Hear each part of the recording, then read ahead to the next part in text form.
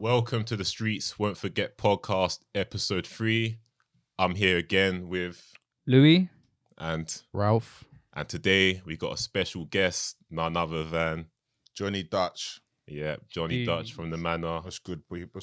Cool, Come on, man. And today, going to be talking England preview. The squad came out last week. And but first of all, we got to start off with the big talking point of this week. CR7. We're going to do a little segment of CR7. So, guys, I want to know what you lot saying about his comments. Jonny, I'll come to you first. I think he's trying to destroy Man United Football Club, if I'm honest. Yeah.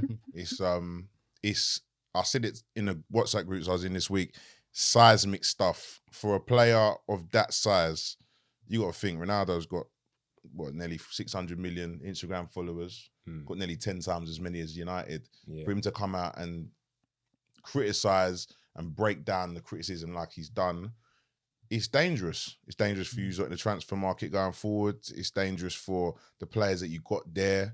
It's the disharmony that's going to cause in the squad, attacking the coach. It's crazy. I'm not going to lie, but he's a massive narcissist. And to be fair, he can't accept the fact that he's not the player he was. Yeah. And that is the fun. And that's what you have to deal with. You've got to deal with egos in football nowadays, in the modern game, and you've got to deal with those sort of egos. But it's caused earthquakes, I would say, for a while.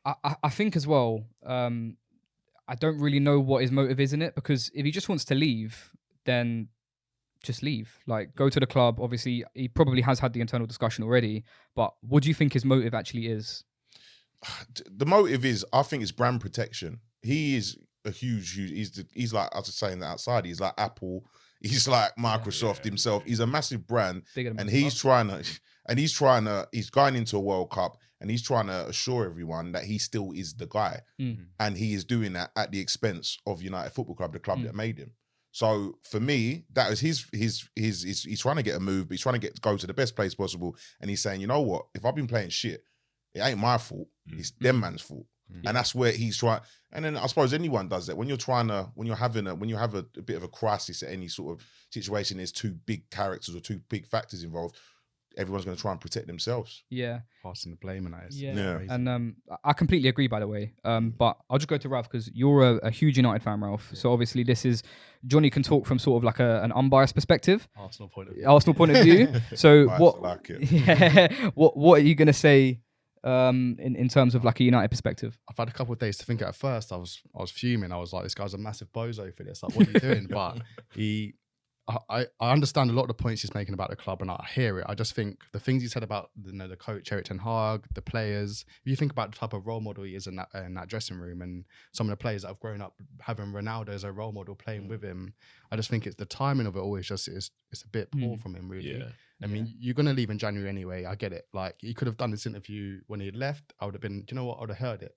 But he's done it during a time where we're still at a rebuilding stage, and there's a lot of things going on behind the scenes at the club that aren't quite there. And I hear what he's saying about that. But the stuff about Erik ten Hag, Ragnick caught strays for no reason as well. Yeah, that was so pathetic. Rooney's getting strays, so Neville's getting it. And I'm just thinking, it's just like, it's all messy, man. It's a messy thing to do. And I think a man of his stature should know better. A man of his age should know better. And the things he's done, the legacy he's got, there's a slight tarnish on it. I just think it's a bit. I think as well, like, if he would have said it last year, it would have held a lot more weight. Because obviously he's scoring goals, the team's not doing as great, and he could have came out then and said, look, this is the situation. But it almost seems like he's saying it now because his back's against the wall, and because his name's now being tarnished and people are calling him out. He's now sort of saying, like, okay, right, even though this stuff might be true, I'm going to say it now when the team's doing well and I'm not, and then I'm going to make myself look a little bit better. I mean, the worst thing for me is that it's on a Piers Morgan one as well. Because the type of guy that Piers Morgan is, he's going to be egging him on with questioning that.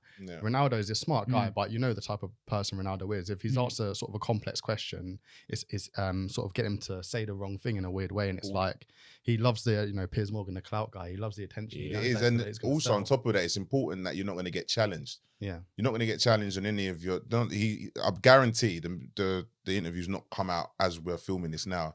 But there was no mention of his stats that have dropped off this season, how well the team's played when he's not played this season, the fact that it's been a decline now from the Juventus days. and it, you know, the press. There was going to be none of that, none of the walking off the pitch. In was it the Spurs match when he walked off the pitch? He knew he could go there with Piers. It's going to be very low and lick his ass, to be honest. And he's going to be able to get away with saying exactly what he wants to say, exactly how he wants to say it. Any other person or broadcaster worth their salt is going to challenge him on all of his fuckeries, and that's what he wanted to do. Does he make any points though? He mentioned since he was last there, certain things ain't changed. The chefs ain't changed. They're still getting the same food. Yeah. They're saying the Glazers as well. Yeah, I mean, he raises a good point, and it's definitely something that needed to be said, but I don't think it needed to be said when he was a current player. Because what Ronaldo needs to understand is he could go join a Saudi team tomorrow, he'd still be relevant because he's Ronaldo. He could have waited until then, could have came out and said it then, and then I think a lot of United fans would have been like, okay, I agree. But he's saying it as he's getting paid $500,000 a week, by the way. That's like serious, as we know, serious money. So he's under contract with them. They're paying his wages, and he's coming out and criticising them now. He could have held off a couple of months, waited until stuff died down a little bit with his own personal situation. Do you know what, though? I think, this is where I think Fergie's been quite instrumental in this. He wanted to do this at the end of the last transfer window. He's got someone like Ronaldo, Brand, he's got a team around him, which you can't even imagine, advisors and everyone else. But he listens to someone like Fergie. He's been wanting to do this for a little while, and he has he's held off a little bit. But now you're going into your last World Cup. You are CR7. You are Mr. 600 million followers. You've got to remind people, I'm still the guy. And I feel as though this is very, very much him protecting himself and protecting the brand. It's very selfish, but that's the way it works. In this clout age we're in, that's how it works. You've got to look after yourself and look after... Especially as well, once you allow someone, especially in this day and age, to feel like he must think he's God. Like if I was in this situation, I'd probably feel the same, because you will get like that sometimes when you've done something great, and he's done as great as it can be. So he's obviously got people around him who are telling him, you know, this and that, and he knows himself. So he's obviously got that God complex. He does the Sue celebration when he scores a penalty, bro. Like, against Sheriff. Exactly. He's always had that ego about him, and I just think I think with the Glazer out situation as well, that's the only thing I sort of stood by him with, because I think a person like Ronaldo, the time he's done it, the timing of it against the Glazers is only a positive, in terms of he knows that he's the type of guy that can push that Glazer out movement. But it, in a way, as I think you said earlier as well, about the damage it can do in terms of the ability to sell the club, because then the brand itself has been tarnished. And that's the one thing he's fucked up with doing it with Piers. His rollout has been get the big, you know, standout headline moments from the interview. But what he was clearly trying to do with the things he said about the Glazers, which came out later, he still cares about the fan base. He still knows Man United have a lot of fans around the world. So I think this whole thing with the Glazers, he's heard it from the Gary Nevilles and everyone else. He's saying things still to sort of keep the loyalty of the fans involved. Part of me thinks there's that, where he was trying to continue his brand and make sure he doesn't lose too many fans. And I think we'll see that with the full interview. But part of me is thinking, you know what? When you get towards the end of your career, you ain't got much to lose. No, so fuck it. Yeah. Like, I can see man just said, you know what? Fuck it. There's not many people that's going to be coming in for me now. I can't see he can't go America for certain legal reasons. But there's not many options for him on the table. He's got this last World Cup, which I guarantee you now, he's going to be putting the most pressure on himself to be the Golden Boot winner. I don't fancy Portugal at this tournament at all. But he's going to be putting himself, because he's saying, this is my last chance to prove to myself and to everyone else I'm still the guy. I need to get the coast clear for that to happen, put this interview out, and then go and smash out that World Cup. Yeah, isn't he putting himself in a really difficult situation though? Because imagine a world where Portugal then don't get out of the group, and he has a horror show, or even a situation of they go on and do really well and he doesn't play a big part in it. That then he's put so much pressure on himself for whatever reason. Yeah. The thing is, it's like he doesn't. When you get to that level of success and achievement in football, I feel as though you forget, or you blank out or ignore aspects of your career. He had not a lot to do with Portugal winning Euro 2016. He didn't even play in the final. Right. Like, but he's been a bit of a hindrance. He may be scoring goals against Lithuanians and Estonians. He's been a bit of a hindrance for Portugal as well for a little while. Yeah, he has. So he's put himself under a lot of pressure for this tournament. A lot. But I think this maybe he's 30. He's going to be 38 in 38, yeah. in January or February. No, February. Sorry, yeah. He ain't got much longer. I was creasing that. There are videos of the Portugal training where where Bruno walked past him. You see when was it Cancelo? Cancelo, yeah. It looked a bit animosity there, but I don't know. Media twist it. Media twist it. Media twist it, but part of me thinks that's the delusions at play where he thinks he's still the guy. Now people are starting to think, you know what? Are you the guy? I don't know. The squad want him out. United squad want him gone. And he probably hasn't actually realised that with the narcissism and delusions he lives with. Is he right to have a go at players like Gary Neville, who he played with, Wayne Rooney, who have come out and to be fair, Gary Neville, I don't even think he's been that bad. I don't think he's been that bad. I think Gary Neville was just... It was only until after he came out... after the Spurs game. After the Spurs game. That's the only thing he said. He said, this has to end. Yeah. There's two sides to the coin with that one. It's like... For instance, if it were me and you, right, and you were in the media and you were saying something I perceived as bad about me, obviously you're my boy, so I'm not going to expect that from you. But then at the same time, Neville is United over everything. Yeah. He's a United fan, and he's going to say what he thinks about Man United over. I reckon he'd say it over Phil. Like I think he's a United man, so he's just going to say. Because up until that Spurs game, he didn't call him out. Yeah. So I think he didn't with Oli either. Yeah, he didn't with Oli either. So I genuinely think that Neville just says what he believes if he thinks it's the right thing for Man United. For United. Yeah. I you know what? As much as I think he's a hypocritical northern pig, Gary Neville, in this regard, he's hurt. And I've enjoyed it. I've enjoyed looking at it. He's hurt by it because I've seen him. Most people would leave it alone, right? Yeah, he's hurt. But he's hurt by this, but it's because United, one thing they do have, you're a big club and you've had this family ethos throughout the whole of it. This was someone you played with and he didn't say too much. His criticism was stats led. He looked at how the team played with him and how he played without him. His goal return and his assist return, it's not being where it should be. He made a comment. That's his job on. Yeah. And so I can't put any fault at his door at all, or Rooney. And Rooney's like, Rooney's a coach himself, but he's watching it, and they both love the club. And I can't really, as much as I'd like to go at them because I hated them as players, as an Arsenal fan, they're doing it. They're doing they were saying what's best for the club, and they were putting that first. Yeah. Even when and sometimes they did. To be fair, like I said about Oli, they protected him right to the last minute. They did. And that surprised me how much they protected him, but. It surprised me as well, but I think even sort of looking, I think the situations are very different, right? Because with Oli, up until that last season, I did think he actually done a relatively good job. It was to the point where they got Varane in, they got Sancho in, they got Ronaldo in. There's then that demand where you have to go from the second or third best team. You have to, with a 37-year-old, 36-year-old Ronaldo, you have to go to that next level. Yeah. And I think Oli just wasn't that guy to go to the next level. Did you finish? So wait, you finished second. And then you sign Varane, Sancho, Ronaldo, and you fall off a cliff. Yeah. Who's the let's have it right. You can blame manager. Sancho. Yeah, Sancho's in and out of the team. Who's what you had with Oli and why you got to second, apart from COVID and no fans in the stadium. The reason why you got to second for me was because there was a harmony in the group. People actually enjoyed playing. Yeah. For the first time, you didn't have it under Van Gaal, didn't have it under Moyes, and didn't have it under Mourinho. For the first time, people were playing for a coach or playing for the badge. There wasn't much tactical demands on you. They played to people's strengths. Rashford could do what he did best when you played on the counter, soak up pressure, playing the counter. And then Scholes said it in his overlap interview the other day. United have always been a counter-attacking team. Yeah. It's not United never supposed to be a possession-based team. Yeah. That's why Van Gaal never meshed the way it did. It should have. So for me, and Ronaldo ruined it. So there's been a lot since he's signed. A lot's gone wrong. Yeah. And Juve as well with Ronaldo, the same thing happened. Same thing happened. He lied about collecting his deduction in wages. He still had to get paid back through the back door. I've got family who are Juventus fans actually in Italy, and a lot of them really don't like him. Like I remember I spoke to my nonno about it because he's a big Juventus fan, and he basically said when Ronaldo left, he was like, "Good, I'm good. I'm glad to see the back of this guy," because Dybala the season before Ronaldo came was flying. Yeah.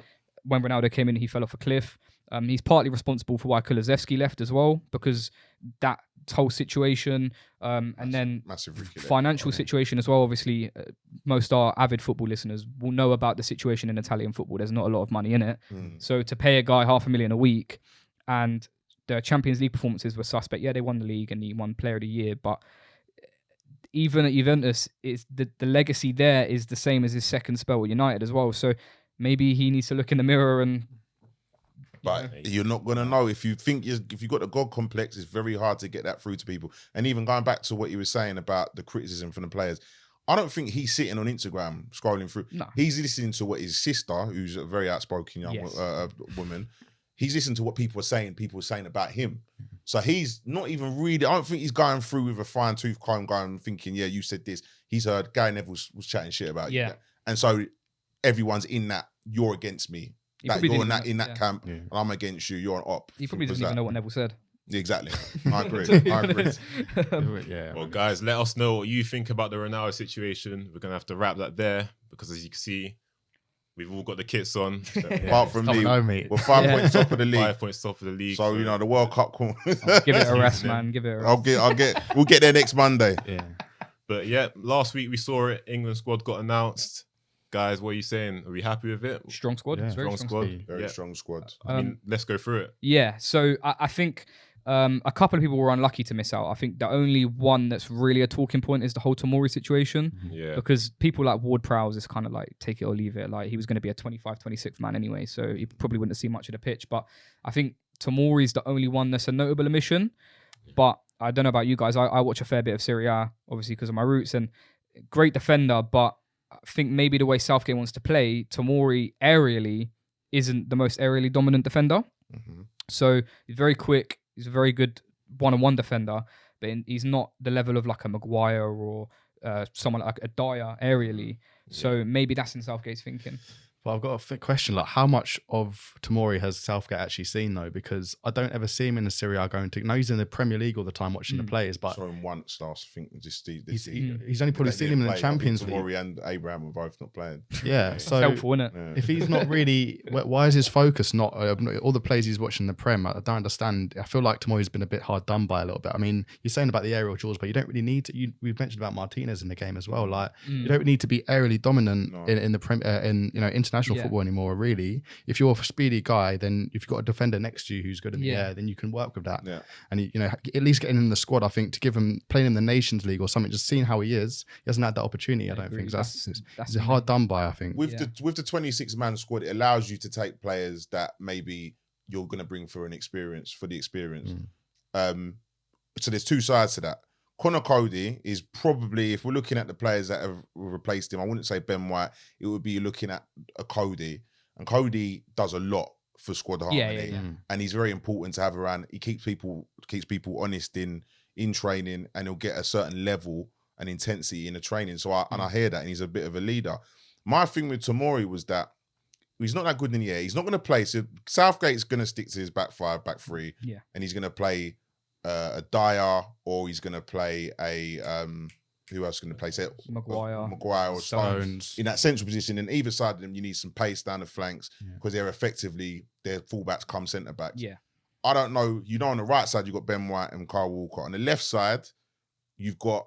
I don't think Tomori is comfortable playing on that side. So therefore, you're not really comparing him to the Cody. He's really going to be someone who can only play on that right centre back role, and I don't think he's going to get in over Trippier, Walker, or whoever plays in it. Whoever's the other person, Ben White. So I feel as though that's where I kind of hear him on that. But on the other hand, I do respect players that like him, that have left a toxic club like Chelsea and gone abroad 100%. And have proved it. He's won a league title abroad. He's gone and done it.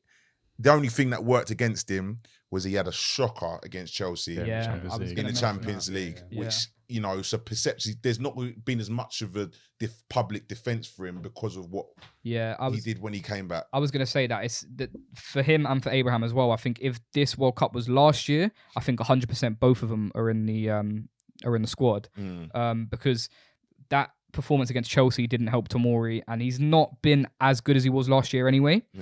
He's still obviously one of the best defenders in that division, and where is there a better club to be a centre-back than AC Milan, really? No. History will tell you that. Maldini loves him. Yeah, Maldini loves him. Everyone at the club loves him. But I think it's a case of timing for him and Abraham. If it was last year, or maybe if it was 6 months ago, then they probably would have been in the squad, but timing's everything in football. Yeah, 100%. So But you had the Nations League to do that, and he didn't give him that opportunity, which I just think is a bit strange. But they were dead rubber games, really, weren't they? Because we were out, we couldn't win it, we couldn't get through. So you should have tried a couple of things, but that's probably the main criticism of Southgate that we can give in regards to the into the squad. In general, though, do you think we're maybe a bit overcritical of players that don't play in the Premier League? Because we saw last year Jadon Sancho, when he was at Dortmund, smashing it, and he would come to England team, he might not light up, and we're all like, Jadon Sancho's washed. And with Tomori, we've seen him one game against Chelsea. He's had a shocker.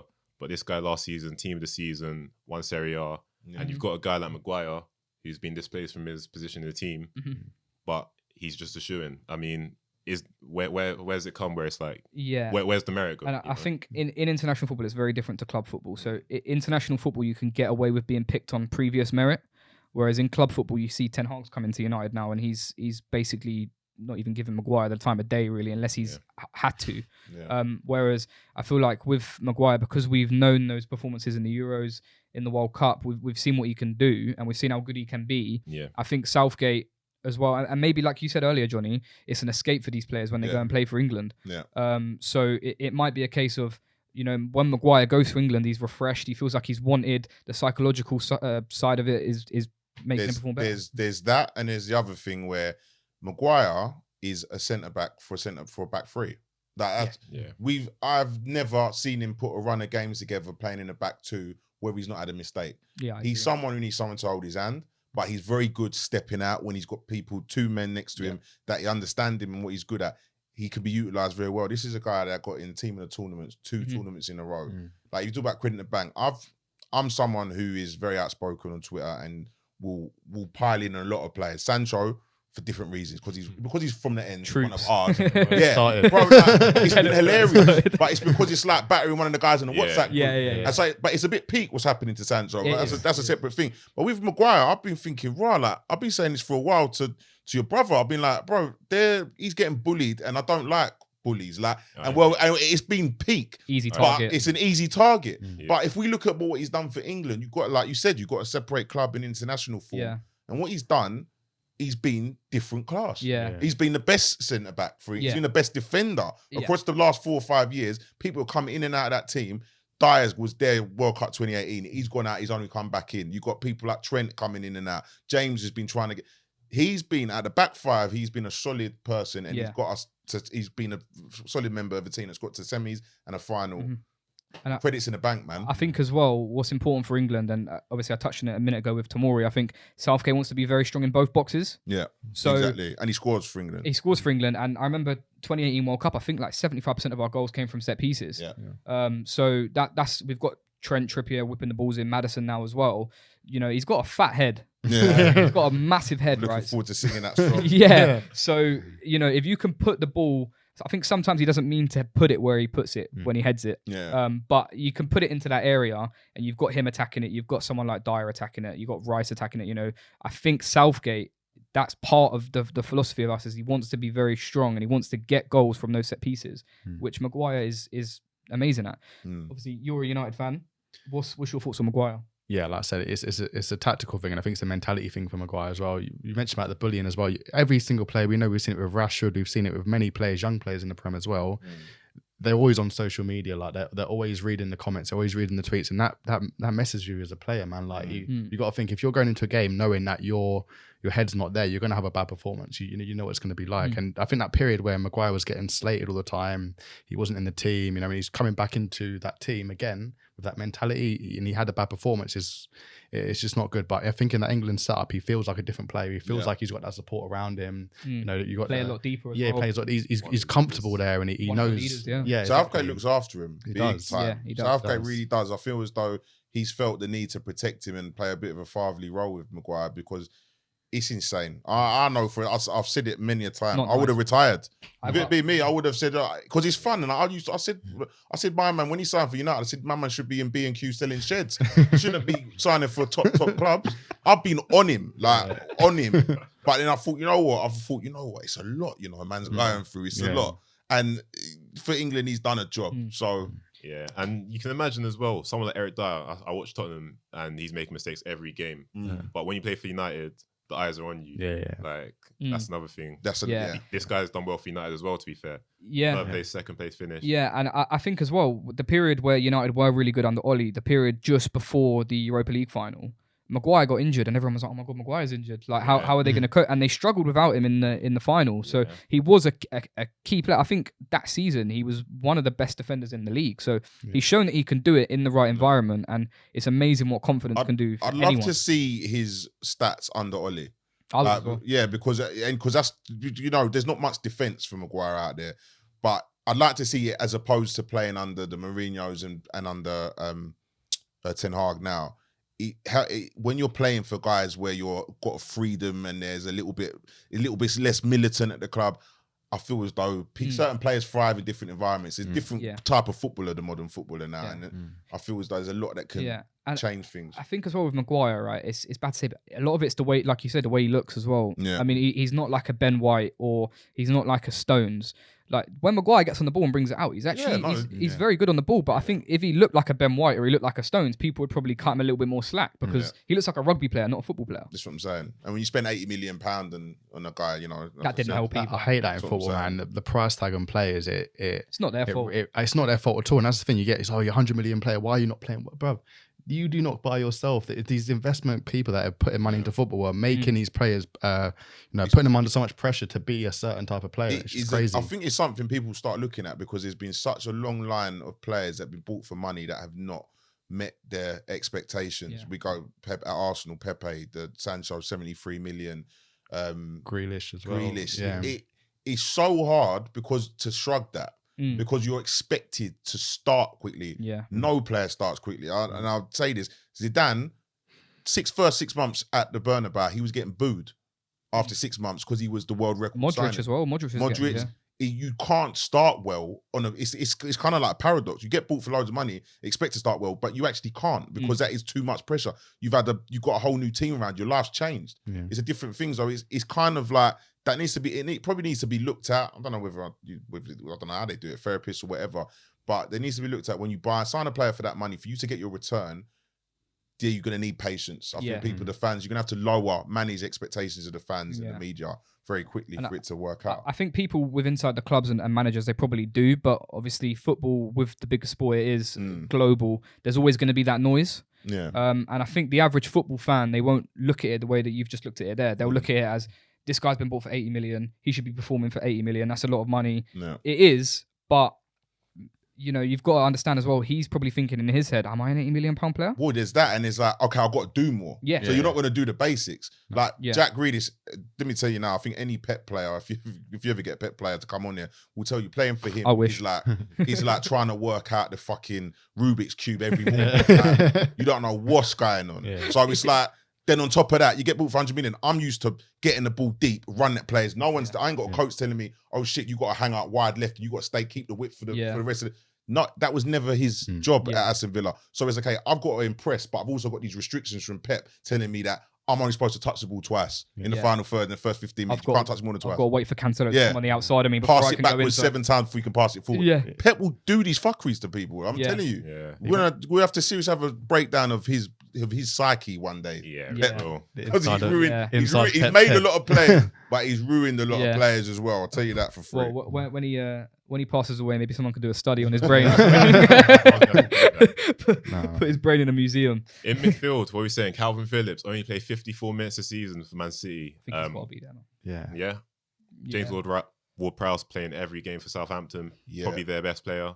He's not a great side, but he's another one that struggled with the timing because Southampton have been struggling. They've got a very young team, the only team younger than Arsenal's in the league. I feel as though he's had a lot of work to get through this season, trying to just mesh this young team together. He's been solid himself, but when the results aren't going your way, it's very difficult. And his credit in the bank with Calvin Phillips. We look back to that first game at Euros, Croatia. Insane midfield performance. For me as well, I think he's the only midfielder in that group who does what he does. So Rice and Henderson, both all action midfielders, will both put tackles in, passes, whatever. I think Calvin's the only one who will drop deep. I say Calvin like he's my mate. Phillips will be the only one who will drop deep, get on the ball, maybe ping some passes around. I can't see Rice doing that. I can't see Henderson doing that. And, if Southgate wants to go a little bit more defensive in the midfield, which I'm sure he will do at the tournament. Rice and Phillips, they've proved that they can do that at the top level now as well. Yeah. So there's that. Tournament football, it's a different game completely, man. And he's seen what him and Rice can do in the midfield. He's got trust in it. You don't want to concede. You don't want to be conceding shit goals against. Them two don't USA get bullied either. Them two don't. Yeah, like they don't get bullied. He's a monster. He's a big unit. Phillips as well. And despite the fact he's not played much football at Man City this season, he's still been playing around some very, very good footballers. And his game would have improved immeasurably. I feel just being out on the training field and being amongst the likes of Rodri and Gundogan every day. Yeah. I feel as though you're getting a top quality player if we can get him up to full fitness by second or third group game. Yeah, I agree. It could be important. Yeah, gonna make a point of this. Well, I was just gonna say one thing as well. He done an interview just before the squad was announced, and he kind of said it was like a shoulder injury. So it's not one that's gonna be. It's not like a hamstring or a muscle injury that's gonna reoccur. So the shoulder injury, he's had the surgery on it. So obviously he's a fit lad anyway. He's a professional footballer. So it's not like it's a muscle injury where he hasn't been able to move on it. He's probably still been on the running machine. He's probably still been doing the bits he needs to do. Good point. Very good point. What we're saying about forwards, though, Ralph, I'll come to you first. Marcus Rashford. Rashford's in. He's back in the squad. Kids, man. He's a guy, but I think he brings something different to that forward line. You've got a lot of sort of close, tight-knit technical players up front, people that can keep the ball, but Rashford in behind against a team that's going to be high up the pitch and you've got that space in behind, he's going to be key, man. And he's actually had a very good record for England in the past. He's a bit unlucky to sort of come out because I think his form just went and he had injuries as well, but yeah, I think that for me was an inclusion that I was hoping was gonna happen, and I'm happy it has. Me too. You think he deserves it over Jared Bowen, who probably had a much better season than him last season? Yes. Rashford marginally better this season. Yeah, I think when Jared Bowen came into the England team, he didn't look comfortable in there. Awful. Yeah, it wasn't good at all, and I think even this season he's not been at his best either. So in that West Ham team, so yeah, I think Jared Bowen's not really the type of player. He's, as I mentioned, he's quite similar to what we've got already in terms of the type of player he is, and I just think you need something a lot different in that sort of front line, and that's what Rashford brings. But I'm actually not too. I think the only other talking point on the sort of front players is about Toney and Wilson, and that's Tony and Abraham as well. But really unfortunate. Tony third top scorer in the Prem. Yeah, second behind Kane for England top scorers. Should he have been in? Louis? I think he. Listen, I get why Southgate didn't take him, because whoever that second striker is going to be, Kane's always going to play every minute. So I'd probably prefer Wilson next to Kane rather than Toney next to Kane, because Toney and Kane kind of do the same thing. And it's interesting how Southgate's looked at it, because Southgate could have looked at it in a way of, okay, if Kane gets injured, then I've got Toney there. Or he can look at it in a way as, this is my only world-class player. He's going to play every minute. I'll put Wilson next to him, who can kind of play off him, make those runs in behind. But then there's that debate. Do you pick the best player, or do you pick the more functional, more functional player? All I'm going to say is I know why Tony's not going to the World Cup. Yeah, it's the whole. I know why he's not going. That's the only reason. Let's be honest. Like, it's the elephant in the room, isn't it? Like, you got to tell us now. I don't reckon it's that. How can I say it? I mean, there's a couple allegations flying around about some things he's doing. Nothing's too raw for the podcast. There's a couple allegations because they're very involved. They're definitely telling them. Oh the whole betting thing. Oh yeah. That's been published in Sky Sports News. Yeah. Do you need it at a tournament? No. Let's be honest. If there is them sort of rumours floating around, let me tell you now, the scum or the sun will be on, man. Yeah, he's black as well. Let's not forget. Right? He's black. He's flirting with playing for Jamaica, right? So I'm not happy about that as it is. So let's be honest. If he's out there and there's that sort of things out there, you don't want to give, because they nearly destroyed England at Euro 96, at 2010 World Cup. If you give them something, it was a dentist chair at 96, and then at then it was a Wags at 06. If you give them something, it can disrupt everything. Yeah. So if that is the case, I'd forgot about that. But if that, because when I saw this, which was a great list of subjects you said, I was looking through it and I was thinking, I can't even give an argument. I don't know where, between Toney and Wilson, I'm not sure there is an argument. I think Toney probably just edges it, but then Wilson's at Newcastle, but it is that. It must be that. It's got to be that. And we know how Southgate is. He's very safe. He makes he'll try and make the noise about himself rather than about the players, which is a good thing, because it takes the pressure off the players. Yeah, and that's got to play a part. And Southgate's an FA guy as well. Yeah. So he will be talking to those guys within the FA, and they'll be saying maybe it's not the wisest I think even with Thomas Frank the other day when he scored the winner at City and bringing Tony over to the away fans and making a point of it, I think that was like, yeah, it was backing the boy because he was probably unfairly not picked. Yeah, on merit. On merit, just for football reasons, he goes as far as I'm concerned. Such a good player. For not for anything else other than the fact he's a great penalty taker. Yeah. Exactly. That's a good point. England penalty record is That's just a you good need point. players like him. Yeah, I think if that were him coming off the bench in the Euros rather than Sancho or even Saka, I think he'd have banged that penalty. Yeah, because he's got that cocky, and he's got that. Yeah, exactly. He's got that. He's got dog. that dog. That dog, innit? You don't know where I'm from. Tammy dog. Abraham, DCL, no shouts for them. Calvert-Lewin at the last. Calvert-Lewin's made a glass. He got injured in that. He got injured a game ago as well. What was it? Leicester game. I think he come off injured. Yeah. DCL not so much. Tammy, I feel for him, but timing once again. Jose has backed him as well. I mean, he's not scored many goals this season at all, and he had for Roma.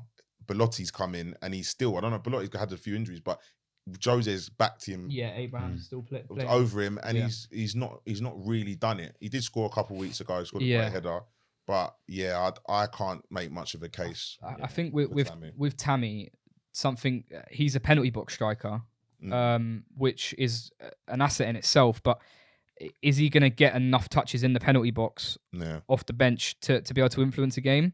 Whereas I think Wilson probably offers more with the runs in behind, being direct, and then obviously Kane's Kane.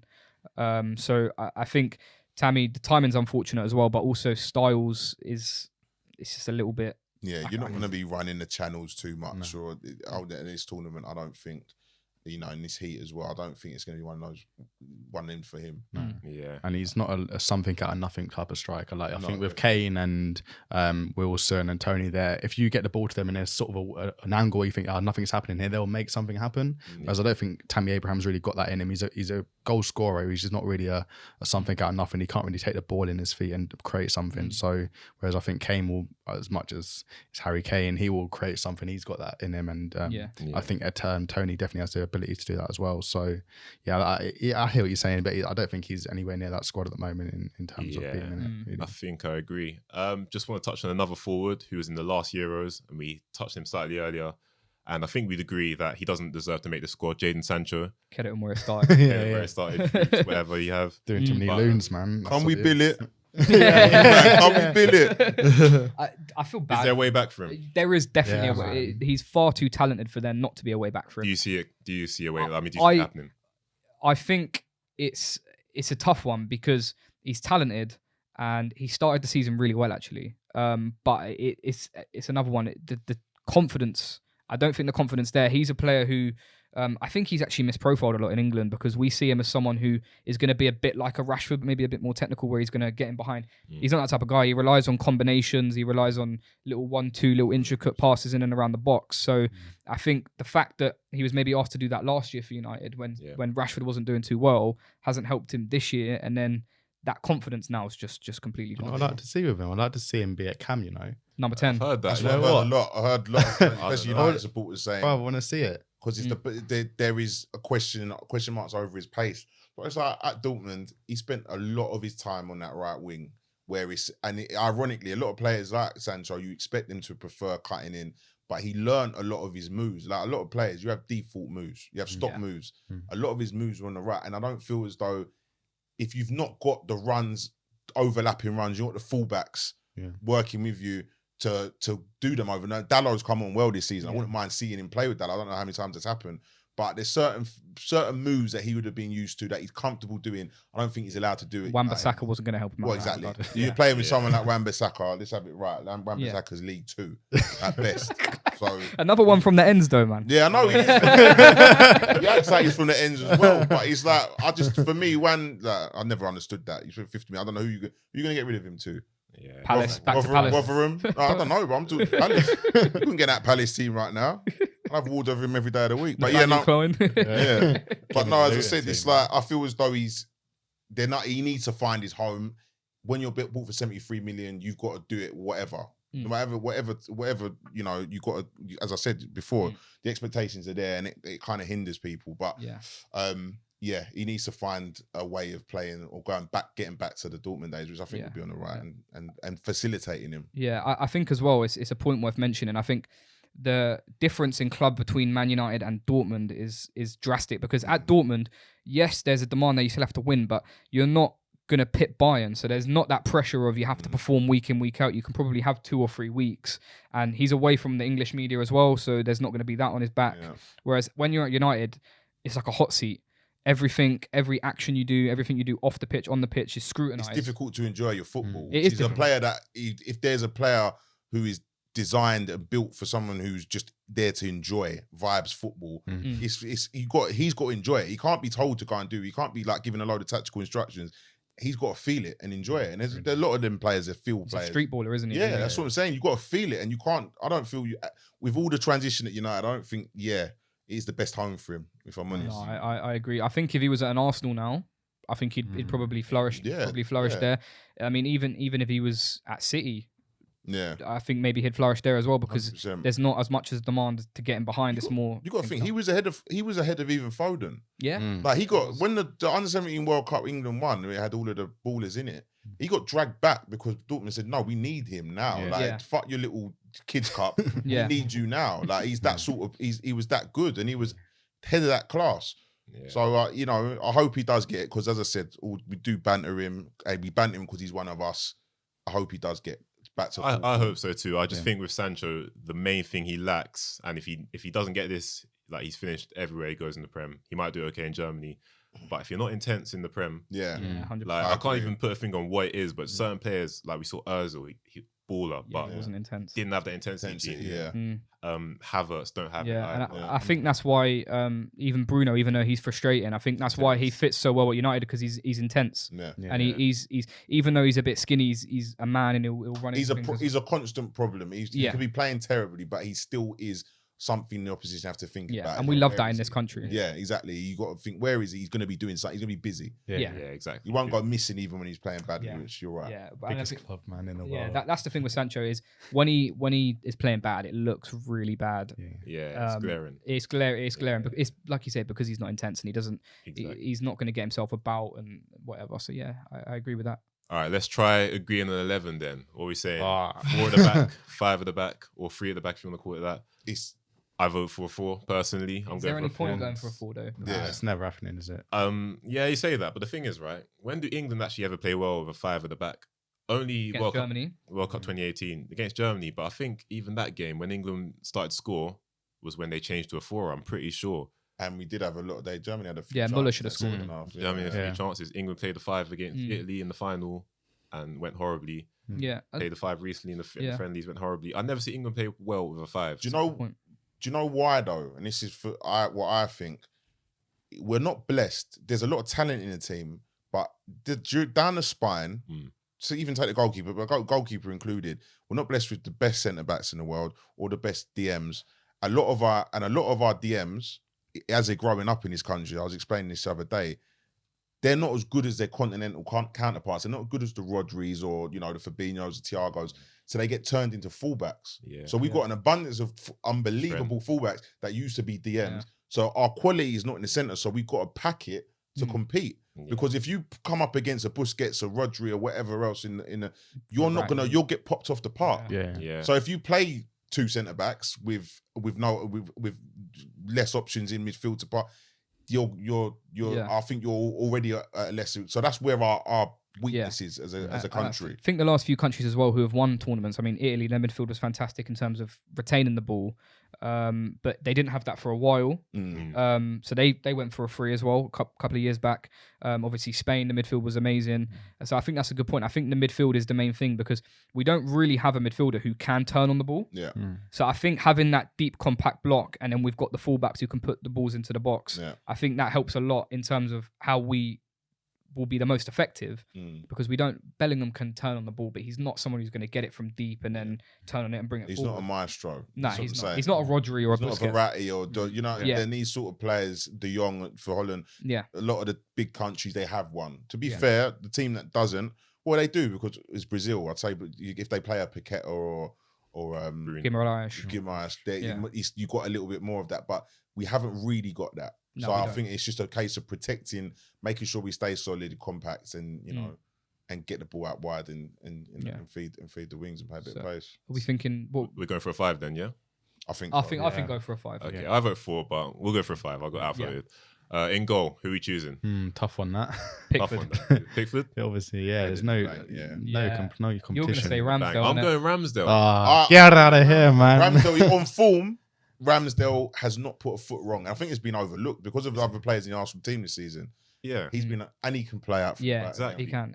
I like Ramsdale. You know this as well. I backed it before when Arsenal signed him. Everyone was saying blah blah blah. I backed Ramsdale and I said this guy's good. Like he's not as good as the relegation. I wish I knew you then. I said that was the sort of brought Cameron's back. I was like, what the fuck are we doing? Why? I fully said that as well. Yeah, but when he got chosen for the Euro squad, you were also saying why he's in the squad. So yeah, because I mean, what had he done to be? England's a different kettle of fish. What had he done to be an England squad? I rate him. He's great, but does he think he's better than what he actually is? He might, but I think he's better than Pickford. I'd agree. I think he is. And if he's better than Pickford, why isn't he playing? I mean, he's a keeper. I don't really want to hear system with a keeper. Pickford's got his badges though, man. Like he's been there, man. Yeah, he's been in finals. Every player, you just may as well play the same team for the last Euros. Play the same team. I agree, but I think penalties as well. That's penalties. That's a factor. That's a big thing, and I think as well, no penalties in group. Pickford's one of them guys as well where he will. If Ramsdale is like it as well, actually, to be fair, but when the defence aren't doing what they're supposed to be doing, he will give them boys a bollocking. He'll give them a grilling. And I think maybe for Ramsdale to come in and do that to players he's not played with before wouldn't be the easiest thing for him to do. Whereas Pickford's got the experience of doing that. Okay, so we're voting Pickford? Yeah. But Ramsdale's time will come, definitely. Yeah, I don't know when it'll come. Because we're just going to say next tournament, experience. But when Van Dijk gets his revenge on Pickford, then he's going to be injured and that's it. Right, wing back. On form, leadership, I'm having Trippier every day of the week. I'm having Trippier as well. I think I agree. He's been the best defender in the Premier League this season. Yeah. Because on the train I was Trent, but then you spoke to me about it, and I kind of got. I was between Trent or Trips, and I was like, I wanted Trent to sort of do a little bit more, like in the final third, a few balls that are gonna world class balls, like I'm saying about the type of pass that no defender can defend against, and that's what he's got in his lock. And I hear Trips has got that, but it's not the Trent will pull something out of the bag, and I just think, Jesus, how's he done that? Like, and that's a line breaking pass. Like, he's a phenomenon in terms of you've never seen anyone like him. But no, I agree. I feel as though I watched the Arrivals video on the FA YouTube channel. The way miserable. Way man turned up, man. Bro. Yeah. Trent. Way man turned up. Trent. I think because I said there weren't no pregnant women about. So.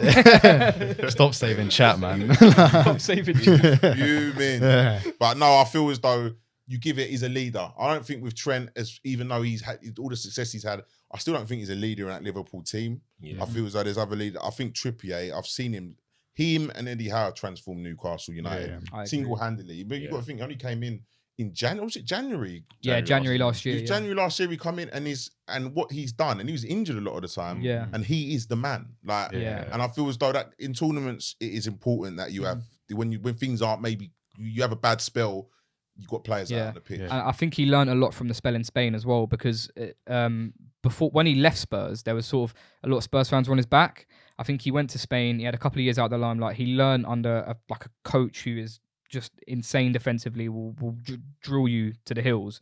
I think he learned a lot from that, and he came back to England as a man. I think he kind of left as a boy, and he came back, and he's now a senior figure. He's a senior player. Simeone effect. I think he learned a lot from that experience.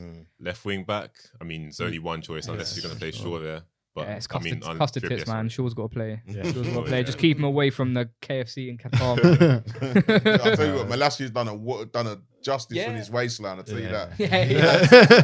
He's had to put them down. I mean, I'm not one to talk about. Nah, neither am I, bro. I was my own tits. Oh dear. Centre backs. What are you saying? 3 centre backs. Who are we choosing? I'll go for White, Stones, and Maguire. I agree. Yeah. I think there's certain games where Walker might be needed. But I think in the group stage, I think White, Stones and Maguire, especially White, offers so much in terms of being able to create chances as a defender, get the ball forward. Yeah. I think Comfortable. I think I don't think Iran are going to come out against us. No. I think Australia, USA, and Wales might cause us a few problems on transition. Sorry for USA. I do think there's a lot of pace in that team. Yes, there's a lot of pace. There's Pulisic's and Aronson's. Whereas there's pace. So I feel as though, but I don't know how fit Walker is. Walker's not played for a couple months now with his stomach, with an abdominal issue. You'd give it to. I think you're right now. I think I'd give it to. Yeah, I think I'd go White, Stones, and Maguire as well. Yeah. And I mean, you were saying earlier about Maguire being like a full-on 100% starter, and you've gone straight to Maguire. Why is that? Straight or what in terms of like? In terms of like, no matter how bad he's been for United, he's always in the. Why have you? Maguire's always been good for England, like you know, and it's not a thing with Pickford. I think he's been good for England, but I think it's been overrated, to be honest. I think some of the saves he makes look better because he can't judge the height of balls really. So he's short as well for a goal. Yeah, he'll dive late and the same. Ramsdale. Yeah, Ramsdale is as well. Yeah, but I can legit say Maguire has been good for England. When he came in last year, I wasn't sure because Tyrone Mings had 2 good games. I was thinking just continuity. Just play Mings, but Maguire came in against Czech Republic and you saw the difference. Yeah. So Maguire in a freeze fine, I think. Yeah, and you have to appreciate as well, it's ain't FIFA, like you gotta have a guy who can play left centre back, you know. Yeah. As much as I'd like to think Stones can play left centre back, I don't know. You know, whereas I know Maguire can play left centre back, so that's why. And obviously the good in both boxes thing as well. Have we got any other left sided centre backs? Mark Gay. But that's what he's not. That's another thing that that's not even been mentioned. He's been in all the squads for the last few months, and he didn't. And no one even mentioned the fact that Mark Gay didn't get. Yeah, I think maybe it's a little bit too soon for him, perhaps, and maybe because he's at Palace as well. I'm sure Scotty, if he's watching this, will probably disagree. Yeah, he will. He's cool. He said they're £100 million each. The Palace centre backs, really? He reckons. It's a bit of a stretch. Palace fans are crazy. But I love you, Palace fans, but you're delusion. £100 million each. Yeah, and no chance. But I think Gahey, again, he's unfortunate. Next time. I agree with that one. Next time, yeah, because he's a leader as well. Yeah. Midfield? 2 in midfield or 3? Probably 2 in it. Yeah. I'd say for a 2, yeah. I'll go with Phillips and Rice. Really? Yeah, because I've seen Rice and Bellingham, and I'm just thinking it's open, man. I know he empties the midfield, Bellingham. I agree. And I actually think Phillips got a better engine room than Bellingham. Yeah, he does.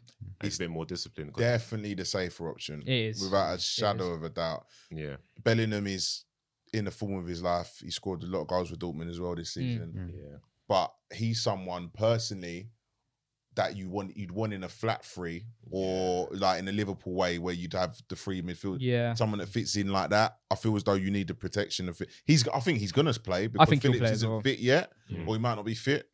But group games will definitely, if we're talking about the first game, I reckon I think he'll play Bellingham. Yeah. But when it comes to playing the top level opposition, I'd have Rice and Phillips every day. Yeah. I agree with that as well. And I think Bellingham, he is someone who, for Dortmund, he plays more out on that left-hand side. So like either in a flat 3 or sometimes they'll go for a 3 at the back or something like that. And he plays more. So he's kind of like a Pogba in the way that he's not really a pivot. He's someone who operates better in a 3 where he can go forward a little bit more. But I agree with Johnny in regards to the group. I think against Iran, I think them 2 should start. But if, say, we get a France in the quarterfinals, I'd put Phillips in there. Very likely as well, yeah. Yeah, I'd put Phillips in there. Are you in agreement with that, Ralph? Yeah, I'd say so. I do like Bellingham. I think he's had an amazing season and he's shown like he's definitely got that potential to be one of the very best. But he's still young and he's still got that ability to sort of the midfield is open in there, isn't it? And you just got to be. You can't take any risks in the group stage. You just got to get through it and make sure that you're in the next stages really. But yeah, I feel I definitely agree. Yeah, forwards. Yeah, forwards. For the record, by the way, I was going to play a 4, so I would have actually had Phillips and Rice and Maddison. But okay, that's another. So no Bellingham at all. Nah. Okay, that's interesting. I like Bellingham, but I think I'd love to get Maddison into this team. So would I. That's what I mean. That's why I play a 4. I'd love to get Maddison in this team as well, but. Yeah, he'd be a great impact off the bench. I think realistically, it's a case of what I'd want and what Gareth's going to play. Gareth, I think, will play. I'm stuck between it. I think he'll play Sterling and Saka off of Kane. Agree. But I think if you play a Phillips and Phillips and Rice, there isn't enough creativity in there for me to. There isn't enough to unlock teams. What about the fullbacks? You think they can be creative outlets? They can be. They can be. It won't be a great watch if that's the case. It won't be. But I don't see him dropping Raz. But it's what I would want. If we're gonna have those fullbacks and we're gonna have pace in the team, I would personally have a Foden and Madison type So behind, like two number 10s behind. two number 10s behind, and play almost like a box. Okay. And then we've got two options or two forms of attack out wide fullbacks, or we can keep the ball, because I don't think we're gonna have much spacing behind. Iran, USA, maybe with Wales because it's a bit of a derby, but with Iran in particular. We're gonna have a lot of the ball. So you need players that can unlock players. You need players that can shoot from distance. Raz and Sterling both can't shoot from distance, which I think is an issue. Said that on the train on the way here, didn't I? I think you need people like Foden's got a bit, but Maddison can pick the ball up, turn and shoot and put it in top corner. And I don't think many other players in the squad can do that. Yeah, I agree. That's why I play him. Okay, front three. What are we saying? Tony up front. I think Kane, you got to be crazy not to play Kane. Kane's up front. Maybe looking at your TikToks, maybe not. Listen, when it comes to England, he's got my full backing. As soon as this World Cup's over, it's back to being a big rock. I think Kane's obviously going to play every game. I think Sterling will play on the left. The form's a bit contentious, but it goes back to the whole Maguire thing where he's got the credit in the bank as well. And then I'd play Saka on the right for two reasons. One, I think the role he plays at Arsenal, he's left to attack 1v1 anyway. So he's used to that type of role, and he's used to coming from the touchline inwards. And also as well, something that Southgate will like, he defensively does his defensive work as well. So Southgate will love that as well. Yeah. Even though he tried to do a thing with him the other day, didn't he? Trying to play him like left wing back. It was kind of mad. I was like, obviously what are you doing? That's where he came through, but like... it wasn't it. You stifle him if you put him at left wing back. Especially now. On the come up, it's a bit different. But if you put someone back there now after he's proved he can be such a goal threat and he can be so good in the final third, you want to keep him away from that now. I agree. So we're all in agreement. Sterling, Kane. You know what? Sterling. I'm 50-50 on Sterling. Yeah, the jury's out a little bit. Jury's out. 100%.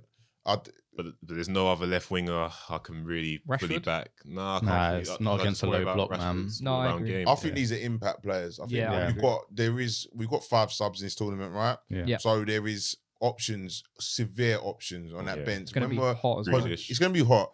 There's going to be a lot of, I don't expect goals to be flying in this tournament. Like World Cup 06 when there was goal. I think there's going to be a lot of people that are trying to keep themselves in this tournament. And I think the heat's going to play a part. So you want players that can impact it and influence off the bench. And I think the likes of Rashford, if you're 1-0 up against France, 65 minutes, bringing on a Rashford to give Pavard and Hernandez something to think about. I agree. That's a big threat. I completely agree. You know what I mean? And I think players like Grealish as well, coming off the bench, they 100%. Always do well. Like they bring something so different to a defender. And if you've been playing 65 minutes of, there's not much pressure. There's not. You've got nothing to lose as an attacker. Coming on, especially in a tournament, you could be a GOAT. You could be the golden boy. Be married and if you don't do any, exactly. You'd be married. You've got nothing to lose. It's a great position to be in, and we've got so many good players that come on the bench. And that might be the thing that wins it gets for us. Gets us a good way. Yeah, I agree. I'm excited to see set pieces this year, man. Maguire.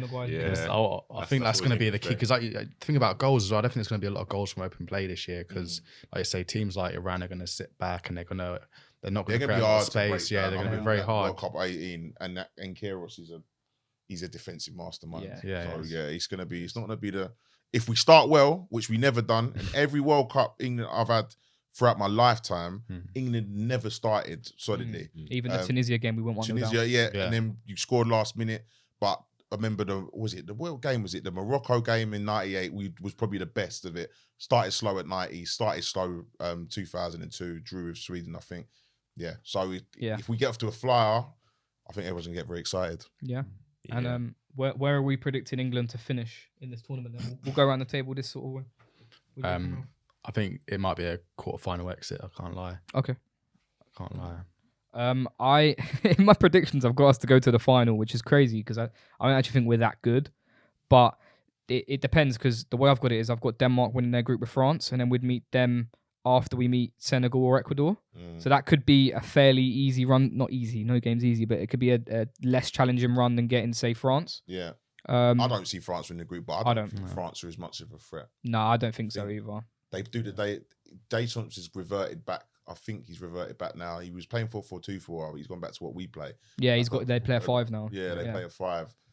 And it's we're talking about likely Guendouzi and Rabiot in that midfield, not Kante and Pogba. So it's a different. Just like Louis, you know what? I've got England finalists, and that always sounds mad because England never reach finals. But I actually thought about this the other day. Go through the squads, and England, I think, have got a top 4 squad on paper. I agree, yeah. You know, tournament favourites Argentina. Yeah. It's looking like them and Brazil will play each other as well, so they're the 2 favourites. But even tournament favourites Argentina, I think England got a better squad on paper than Argentina. Yeah. It's the Messi effect. It's the Messi effect, yeah. And they're going to want to do everything they can for Messi. Yeah. But obviously the game ain't played on paper. England ain't got a midfield as well, which is why I think, you know, I said to you on the group chat, Spain. I'm worried about Spain. I think England will get Spain in the semis in my prediction. That would be a banana. That would be a tough game. Yeah, that's the game England don't want. Like, it's the game where we'll get what happened in the second half against Italy in the Euro final, where you get popped off the park and it's demoralising. But that, he said at that point is when you have the leaders on the pitch to say, all right, just hang in there. But that's a toss of a coin. If you get teams like we get Denmark again. I'm not that, and as much as people saying, oh, they're a great team unit, I'm not that bothered about it because its quality comes into it at that point. Yeah, I'd be disappointed if we lost to them. Yeah. And if even a Belgium, because you take KDB, I don't mean KDB can be a game winner on the day, you can handle Lukaku. People look at like these other teams that are, it's Brazil and Argentina. It's them, and Brazil do for me. They just got so many options. Yeah, and I think as well, Spain's going to be a tough one. But I think if we get Germany as well, because there's obviously the emotional aspect of that one as well. Be tough. Yeah, but I don't think Portugal. I think Portugal might struggle to get out of their group. I agree. Yeah, I agree. Where do you reckon we'll get to, Dutch? I got to back the boys in. I want to say quarters, but go on. I'll say semis. All right. Okay, nice. So we've got quarterfinal, 2 finals, and a semi. I don't know how I've ended up with us in the final, but it's just a run, man. I agree. I don't think they're a great team, honestly, in terms of great international teams you've seen before. Spain, Germany, 14, but Italy weren't a great team either. I don't think in the Euros. They were a good team. They were a good team, but like you look at like guys like Di Lorenzo, Bonucci and Chiellini. They had Berardi at right wing. Immobile never scores for. He's from the same town as me in Italy, so I hate slandering him. He never scores for Italy. So, but is it a case of once again how you start? Yeah. Italy, was it the Turkey game? Yeah. And that was honestly, if you start well, which is why it's all on Monday. If England can put a mad performance in, then I'm saying we're getting to the final. Yeah. It's all about setting the tone with that first performance in tournaments like this. Yeah, quickly. So that's obviously our England prediction and our preview. But just a little bit of fun. Let's do some start bench. So first of all, Kane, Rooney, Shearer. Start bench sell. Who wants to go first? I don't mind going first. Can I go first? Yeah. Okay. Right. So is this for England or is this overall? I'm saying overall. Okay. So I'm starting Wayne Rooney. Okay. Bloody hell. I'm benching Shearer, and I'm sorry, Harry Kane, man. I love you, but I'm gonna have to sell you, mate. World Cup, Golden Boot, last time around. Yeah, but I mean, Shearer. Yeah, who cares? With all due respect, I don't know. I'll drop Shearer. Yeah, I agree. What do we need? What do we? I always get a little bit over technical. If you need someone who's going to be a number, is this for a number 9? Yeah, this is just for an out and out 9. This is who would you rather have in your team? Who would you rather have? In okay, put it this way: so start bench sell. If I've got 100 million, I can bet all 3 of them on the table, and I need a number 9 at my club. Is that? Or yeah, if that's how you want to view it, okay. That's how you want to view it. Yeah. If that's how I want to do it, then I'm peak. I hate saying this. Peak Shearer. I'm starting him. Yeah, I'm starting peak Shearer. Yes. If I'm getting a number 9, I'm keeping Rooney. You've got to have Rooney because Rooney would offer too much. But if I need goals, if that's what you need, but then it's a difficult one. Yeah, we're a little bit younger than you, so maybe we don't. I'm an old head, by the way. I'm a big old head. Yeah, so we don't... history man, though. So true. We same roof. Don't know that. So they're very different players, and it depends what type of team you've got around them. Like, because the type of chance you're going to be creating? You're going to be getting it in the box with Shearer, or you're going to be that man just. I don't know, but I didn't see enough of Shearer to be able to put him over anyone like Kane or Rooney, because what I've seen of Kane and Rooney have been unbelievable things, and I've heard a lot about Shearer, and obviously the goal record's there, but I haven't seen enough of him to even put him. But of course you have, so I can't really say that. He would. That's the thing. Of all three of them, in terms of aggression in that penalty area, in terms of when you need to drag a goal out of something, he's the guy I'd look to, because he could score so many different ways. He could bang it in top corner on a volley from 40 yards. He could get in the back post and beat a man and header it down into a corner. He's got it. He'd have it all. Yeah. But in a modern day, would he be as effective right now? All those things you mentioned, though, is that not the same for Rooney? Rooney, we're talking about 09, 10, 10, 11. Prime, when he was prime. EDL Rooney. EDL Rooney. Yeah. It's true, man. I could never sell Rooney. No, he's a freak. But yeah. So selling Kane. Yeah, I'm selling Kane. Spurs fans, come out. Come see me. All right, past v present. Ronaldinho, Neymar. I knew that. Oh my God. Uncomfortable one. Yeah. No, do you know what? It's not, because I'll tell you why it's not. Until Neymar does a big bit of dirt again, which is winning the World Cup. He wins the World Cup. If Brazil win the World Cup this year and he wins the Ballon d'Or, which he then will win the Ballon d'Or, we've got a debate. Yeah. I'm an old head, innit? Right? So my thing is, and your brother's sitting over there, and I've said the opposite thing last week. And I said, flip-flop. My thing is, nobody has influenced me, me personally, like Ronaldinho, in terms of I've never sat there and wanted to. Now I watch PSG. They're in a shit league, but I want to see Messi, Mbappe, Neymar. I would get in early on Saturdays to watch Barcelona 04-05 season. I don't know what he's gonna do. Yeah. Like it was box office watching Ronaldinho. And we obviously spoke about it a little bit, not too much. We wanted to save it for the pod. We spoke about it a little bit off camera. And my whole thing is, I think in terms of like club career and trophies, I think Neymar's had the better club career in terms of the trophies he's won, and he's probably been more consistent over a length of time. But obviously, Ronaldinho was the best player in the world for 2-3 years, and Neymar can't say that. He's unfortunate that he was in the Messi and Ronaldo era, and maybe if you switch the years they were born, Neymar wins the Ballon d'Or and Ronaldinho doesn't. Yeah. But I think the thing that edges it for Ronaldinho is he's the guy that made me fall in love with football. He was the T90 adverts. Yeah. He was Rainbow Flicks, pure Jogger Benito, which everyone falls in love with football for. Certain skills that only he's done. Yeah. Like there's certain skills that he claimed, which weren't even invented. Like the Elastico was that was old school. Putting his neck, playing the ball off his back. Yeah. Like man was playing through balls off his back. All of this stuff. Neymar has learned from that. He is a son of Ronaldinho. You're not getting twisted. If you ask Neymar, he's telling you, look, boy, I wouldn't be here if it weren't for Ronaldinho. He was setting pace when I was 13, 14, and that's what I was looking at. But at the same time, I've got to caveat that with the fact that Neymar has done it for 12, 13 years. He has 220 million people that he's been a sole guy. When R9 came through, you have Romario and R9.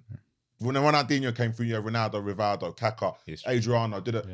With Neymar, it's been him on his own for 12 years. Until probably as the now. Face of Brazilian football. Yeah, until probably now. And he's never let him down. Really. He may not have won a Champions League with PSG, but he's been putting up numbers for 12 years straight. Pretty sure he's their all-time top goal scorer. Very close. 3 goals away from he's very close to it. And like, he's not even a striker. No, like, he's not a centre forward. So you got to give him his flowers as well. Yeah. What were you saying? Yeah, and I completely agree with the point. I think that Ronaldinho had that X factor that just, people like Neymar try to sort of replicate, and it's something that you do notice. It can the type of stuff he does on the pitch, the sort of the arrogance he has on the pitch is definitely a thing that you've seen Ronaldinho, shall I say, sort of do before, and he's the son of that. But I think you have to give Neymar his credit. He's been very unlucky. He was in the 2014 World Cup, he was just very unlucky. The knee in the back. Yeah. This is what I'm saying. I do think that if Neymar and Thiago Silva both got injured, didn't they? Yeah. Before that Germany 7-0 I massacre. don't think that happens with them. That does not happen. No. In Brazil, them and the pressure that he's dealt with all of his life, Neymar, that was what he would have thrived under playing that semi-final, and they would have gone and beaten Argentina in the final for me. I probably agree. Then this would be a completely different conversation because Neymar doesn't leave Barca because he gets his Ballon d'Or and is a whole different career. So it's fine lines. So who we choosing then? Ronaldinho, man. Despite everything we just said. But it's closer than people think. Chat to me after the World Cup and we'll see what happens. And I've got one more. I'd love to do more, but we push for time. Got one more uncomfortable one for me personally. Past v present, Mbappe or Henry? TT, man. Henry. That's the easiest one. He's showing his backside this year, Mbappe. He needs to calm down. It's hard when you're getting paid, when you get made a sport director and you're getting paid silly £4 million a week, wherever he's getting paid. It's difficult, but he's let himself down and that comes into it. Henry was a statesman. He's the best player that England have ever seen week in, week out. There is the respect there, and he still carries himself like a general. So Henry in the finals, though. I agree. And you got Mbappe's World Cup in 2018 was unbelievable. He's never had a tournament like that. Nobody has had a tournament like that. Henry, hasn't had a tournament like that. But the final, they had Croatia. It wasn't like they were probably 80-90% chance of winning that. To Argentina in the last 16. That was crazy. No, it's crazy. That's mad. I mean, that was unbelievable. Especially at his age then. I remember Henry at 98, and I can't remember if it's Saudi Arabia or I can't remember what team it was that's when we saw the glimpse of him. We've seen him in Monaco, like he played United, I think, him and Trezeguet for Monaco, and before that tournament, he was a baller, But I saw what was to come. That's why Juventus signed him, I think, after the 98 World Cup. And so he's had moments. And the thing is, when people say about finals, you're not going to have a Drogba or Ronaldo he's not a Drogba or Ronaldo that do turn up in the finals, but you forget games in our invincible season when we needed Henry to turn up against Liverpool, when we'd been knocked out of the champs, knocked out of the FA Cup. We were 2-0 down or 1-0 or 2-0 down at half time against Liverpool. He showed up. When we've needed him in the past, in the Bernabeu, there's games when the pressure's been on. Old Trafford, there's been games when the pressure's on. He has shown up. So I hear the criticism, but I don't think it's 100% fair when it comes to Henry. I think it's hard as well because we can look back on Henry's career and we can look back at like a whole body of work, whereas Mbappe is still a very young player, very young man. I do expect him to surpass him. Actually. I'd say so. If he keeps his head screwed on, I'd expect him to surpass him. I think he needs to probably leave PSG for that to happen, but I do think that will in the next couple of years. I think he'll probably who can afford to. I don't know. Madrid. If he's with, he's going to have to take a big pay cut to go anywhere. Yeah, I think Madrid's the only club he would do that for. Yeah. It's that Pogba curse though, man. It's like put a spell on him. It's a long day. So what, we're choosing Henry? Yeah. I would agree with he that. needs more time. He needs more time. Arsenal. Yeah. That's probably the reason I support Arsenal. I've been giving you guys way too much praise. I'm disgusted with myself, man. I've been bigging up Ben White. Clear. For 6 weeks. Yeah, Party getting injured at the World Cup. Come on. So just quickly to round off, Jonny Dutch, Manor, what are you saying? Any plans coming forward? Yeah, we've got a song coming out. We always do something around tournaments, and we've got a song coming out either Friday or Monday, depending on what Scott does. So it's called Home. So look out for that. Yeah. We've got a festival. Manifest is going to be going live. We're going to be letting people know about a lot more about that over the next few weeks. But next summer, bigger, better, more local, right in the Manor. More music, a lot more music to come. And I'm just be getting pissed for the next 4 weeks up to Christmas. Happy days. That's it. You've heard from the man himself. Thank you for coming on today. Thanks for having me. Yeah. Absolute pleasure, boys. No problem. We're going to have to do this again. We've got so much more we need We've got a whole World Cup to review at some point. Literally. So many topics. So, that's all from us. See you guys next week. Take care, guys. See you later. Nice one.